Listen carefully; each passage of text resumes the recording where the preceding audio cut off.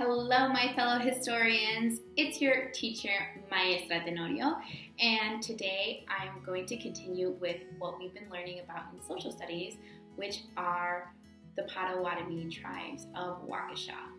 So we know that long time ago, before there was the city of Waukesha, Waukesha used to be this vast prairie land and forest, and the Potawatomi people lived in this place. We've been learning a little bit more about the Potawatomi, about what were their diet, how did they hunt and gather food, what kind of tools they used, and we talked a little bit about the home structures of the Potawatomi.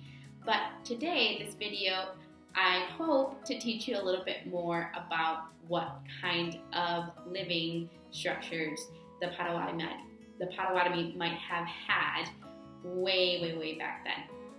So a lot of people believe that all Native Americans lived in teepees, and that's not necessarily true. Especially in the case of the Potawatomi, they lived in different dome-like structures, sometimes rectangular-like structures, called wigwams, or in the Algonquian language, which is the language where the Potawatomis spoke, they would call them either wigwams or guitus. So I'm going to say that word again because I don't think we mentioned it before in class, but the Potawatomi language is actually Algonquian.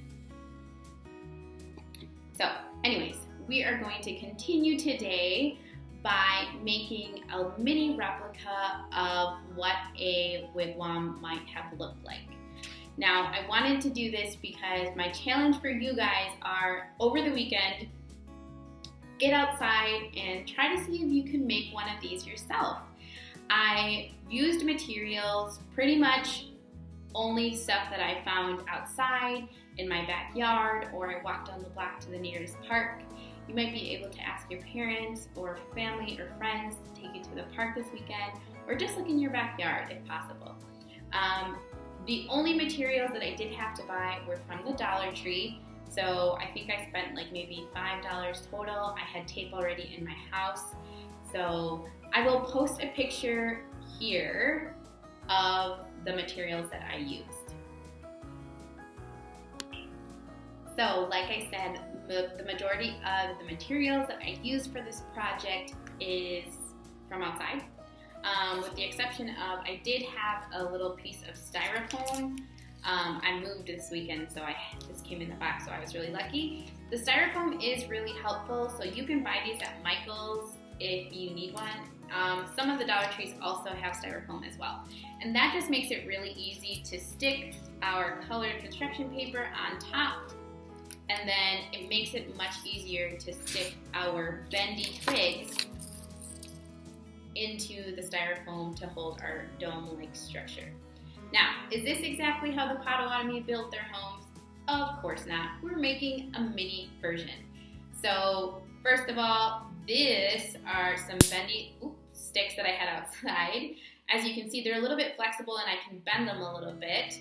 And that's what you want, because if you use really hard, stiff sticks, they're not going to be able to be changed and hold the shape that you want it to hold. This one actually feels more like a dried out grass, and I can bend the pieces so that it can kind of take the shape that I want it to take a little bit better. So I got really lucky. I found a bunch of these actually outside of a restaurant that I was eating at, and I kind of look like a crazy person because I just started collecting them, and the guy was like, do you need something? And I said, don't worry, I'm a teacher. I'm trying to teach my kids how to build a wigwam. Everything's cool. And I asked him if it was okay, and he said, you betcha. So here we are. Anyways, so I'm going to show you a little bit more of my workstation. So I have my styrofoam and my construction paper. I might use some more tape to glue that down so it doesn't get up. But I'm going to go ahead and start bending my sticks and sticking it into my styrofoam. See, this one might be a little bit too long, so I'm going to trim it a little bit and stick it in. So this is my first stick that I used, and just by again, this is not historically accurate. I'm not making an actual wigwam. I just wanted to make something similar, and I did watch a few videos on how the Potawatomi did this, and I got the ideas from there before starting. So I'm going to make some sections of my dome, bending my stick / grass. It's actually more of a grass, I think. See, this one kind of broke, so it's okay. Don't be too pressured to make this look perfect. They didn't look perfect in real life either.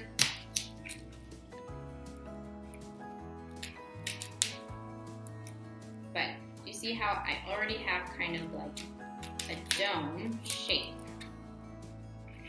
And when we get to these points, I thought it was a smart idea to grab some string and put some of the middle joints together with some string. Now, what's really interesting about these structures is that they were made in real life by very thin tree branches, and also they're called like saplings. They're young trees, and they use younger trees because the older the trees, the thicker the bark and the more stiff they were. And then they also a lot of times covered them with birch tree bark. So that's why I got really excited about these sticks that I found. And like I said, it's kind of more like a grass. And they don't have to be this. You can find any stick. I also found some brown sticks that were pretty bendy too. So I might use some of these as well. But these look like birch trees. Birch trees are a tree that grows in Wisconsin, and the bark grows white. So these kind of look like mini birch trees. So they didn't necessarily use birch for the frame, but on the outside, the covering of their wigwams were birch bark. So that would create some of the outside covering once they built their frame. So what I'm working on right now is more of like the frame, what goes on the outside. And like I said, some of these are drier than others. See, this one just broke. I don't know if I can use it. Maybe I'll use some of these sticks that I found. So it takes some time. It doesn't have to be perfect, like I said. Use my scissors. Let's see if I can bend this one. Yeah, this one's nice bend. You can just kind of break a little bit at a time and bend it a little bit more so it looks the way I want it to look. See? Trim it here. Bend it some more. Ta-da! So it kind of looks like a spider right now. And